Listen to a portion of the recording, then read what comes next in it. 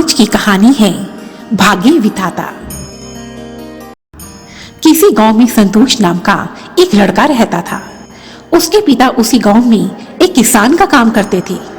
जब तक संतोष के पिता जीवित थे, संतोष ने अपने जीवन के प्रत्येक पल का आनंद लेते हुए हर प्रकार की सुखों को अनुभव किया। परंतु कुछ समय के बाद उसके पिता की मृत्यु हो गई और तब संतोष के ऊपर तो मानो दुखों का पहाड़ टूट पड़ा। घर में पैसे की कमी होने लगी। उसकी माँ जैसे तैसे करके घर का गुजारा बहुत मुश्किल से चलाती थी। पैसों की कमी के कारण संतोष पहले की तरह अपने शौक भी पूरे नहीं कर पा रहा था। जो भी पैसा था वो पहले ही अपनी आवारागर्दी में बर्बाद कर चुका था। काम धंधा वो कुछ करता नहीं था। नतीजन उसके पास पैसा खत्म हो गया और जब उसके पास पैसा बिल्कुल समाप्त हो गया, ऐसे में संतोष छटपटाने लगा। धीरे धीरे उसकी झुंझलाहट और खींच बढ़ती चली गई और वह अकेला बैठा रोता रहता और अपने भाग्य को कोसता।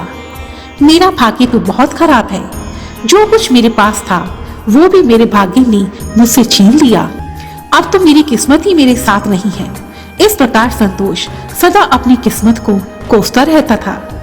एक दिन की बात है, संतोष अपने घर के बाहर चबूतरे पर बैठा हुआ था और हमेशा की तरह अपने भाग्य को कोसता जा रहा था। तभी एक बौद्ध भिक्षुक उसी रास्ते से गुजरे। बौद्ध भिक्षुक ने जब संतोष को रोते हुए देखा तो वह संतोष से पूछने लगा, तुम क्यों रो रहे हो? संतोष ने रोते रोते उत्तर दिया, प्रभु, मेरे पिता का स्वर्गवास हो गया है। मेरे पास जो भी धन था वह भी अब समाप्त हो चुका है। मेरे पास अब कुछ नहीं बचा है। मेरा भाग्य ही मेरे साथ नहीं है। संतोष की बात सुनकर भिक्षुक ने कहा, तुम ये जो प्रतिदिन रोते रहते हो, कहते रहते हो कि मेरा भाग्य खराब है, मेरा भाग्य मेरे साथ नहीं देता, तुम हमेशा अपने भाग्य को कोसते रहते हो। इसी कारण तुम्हारा भाग्य तुमसे रूठकर दूर चला गया है। सुनो बेटा, तुम्हारे गांव के सामने वाली पहाड़ी पर एक महात्मा रहते हैं। यदि तुम्हें अपने जीवन में फिर से सब कुछ ठीक करना है तो तुम्हें अपने गांव की पहाड़ की चोटी पर जाना ही होगा और उस महात्मा से मिलना होगा। मुझे विश्वास है कि वो महात्मा तुम्हें तुम्हारा भाग्य वापस जरूर कर देंगे, जिससे कि तुम्हारे जीवन में खुशियां वापस लौट आएंगी। भिक्षु की बात सुनकर संतोष मन ही मन हंसने लगा और सोचने लगा, यह भिक्षुक तो सचमुच पागल हो गया है। भला कोई हमें हमारा भाग्य वापस कैसे कर सकता है? परंतु फिर कोई उपाय न होने के कारण संतोष भाग्य की तलाश में पहाड़ की चोटी पर चल पड़ा। अभी उसने आधा रास्ता ही तय किया था कि उसे एक चोटी पर एक बूढ़ा शेर दिखाई पड़ा, जो कि अपने पांव से चल भी नहीं पा रहा था। शेर को देखकर संतोष बहुत डर गया और उससे बचकर निकलने की कोशिश करने लगा कि तभी शेर ने आवाज दी, अरे सुनो भाई, डरने की कोई जरूरत नहीं है। तुम जरा मेरे पास तो आओ, मैं तुम्हारा शिकार नहीं करूंगा। शेर की बात सुनकर संतोष ने थोड़ी हिम्मत की और शेर के पास गया और बोला, बोलो क्या बात है? शेर ने पूछा, तुम जा कहाँ रहे हो? तब संतोष ने अपनी पूरी कहानी शेर को बताई और कहा, मैं भाग्य की तलाश में पहाड़ की चोटी पर उस महात्मा से मिलने जा रहा हूँ। शेर ने कहा, ठीक है, अब तुम जा ही रहे हो तो उस महात्मा से मेरी बीमारी का इलाज भी पूछ लेना।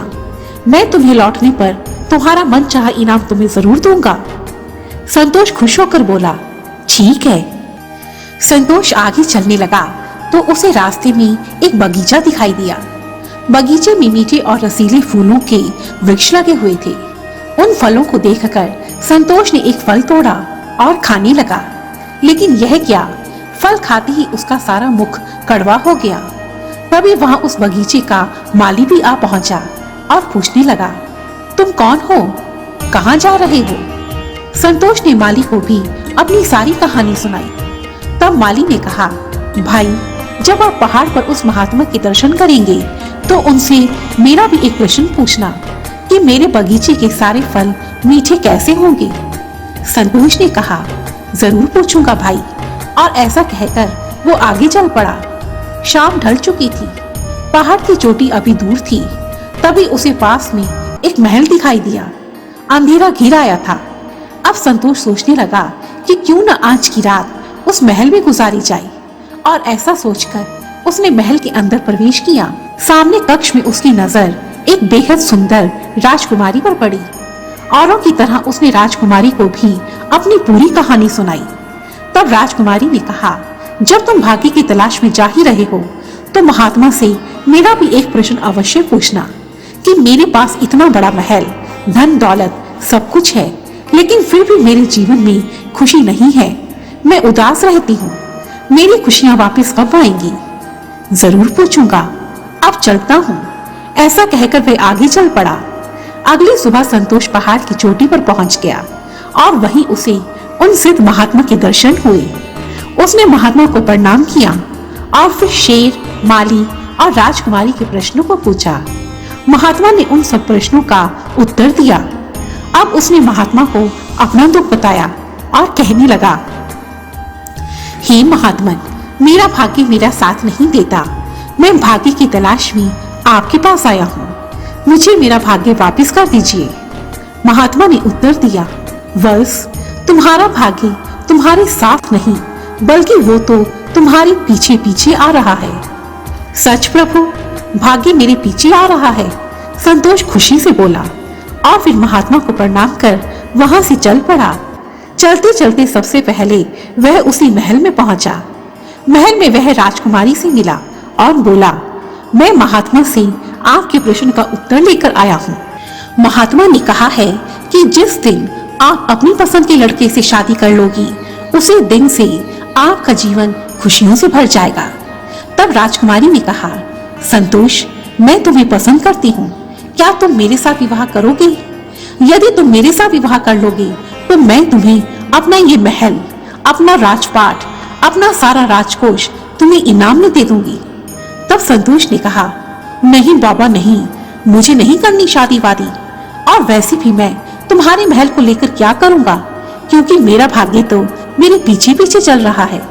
ऐसा कहकर संतोष वहां से चलता बना। चलते चलते वह उसी बगीचे में पहुंचा जहां माली उसकी प्रतीक्षा कर रहा था।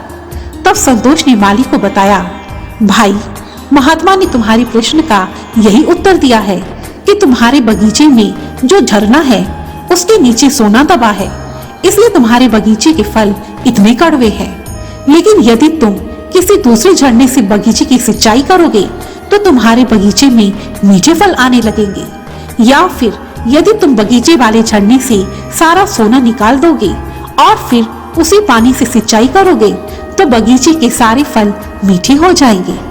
तब माली ने कहा, भाई, तुमने तो मेरा मन ही खुश कर दिया। मैं अपने झरने का सारा सोना अभी निकाल देता हूँ और यह सारा सोना मैं तुम्हें देना चाहता हूँ।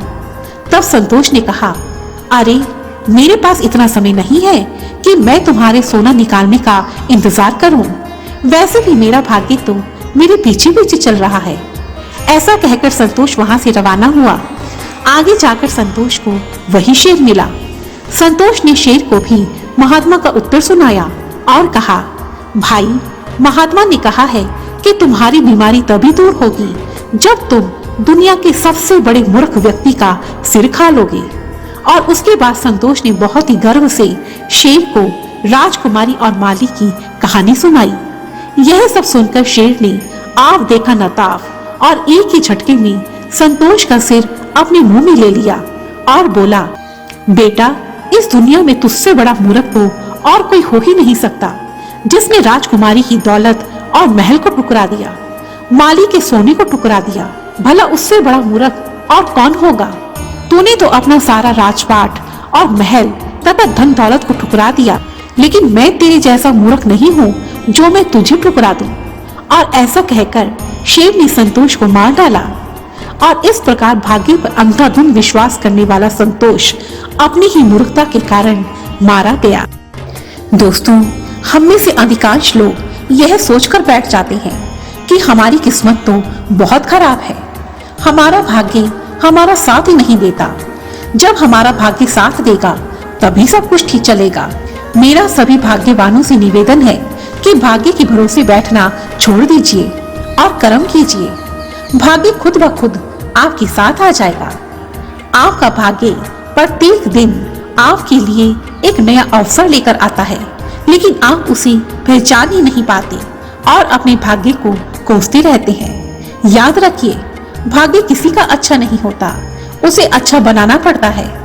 आखिर किसी ने सच ही कहा है, मनुष्य अपने भाग्य का विधाता स्वयं है। आप जैसे कर्म करोगे वैसा ही आपका भाग्य बनेगा। इसलिए भाग्य के भरोसे मत बैठिए, उठिए और अपना कर्म कीजिए। धन्यवाद। और यदि आपको यह वीडियो पसंद आई है तो प्लीज मुझे कमेंट सेक्शन में जरूर लिखें और मेरी ऐसे ही दूसरी वीडियोस को देखने के लिए रेड कलर के बटन को प्रेस कर मेरे इस चैनल को सब्सक्राइब करें और साथ ही बेल आइकन को भी जरूर दबाएं ताकि मेरी आने वाली सभी वीडियोस की नोटिफिकेशंस आपको टाइम पर मिलती रहे। धन्यवाद। जय माता दी।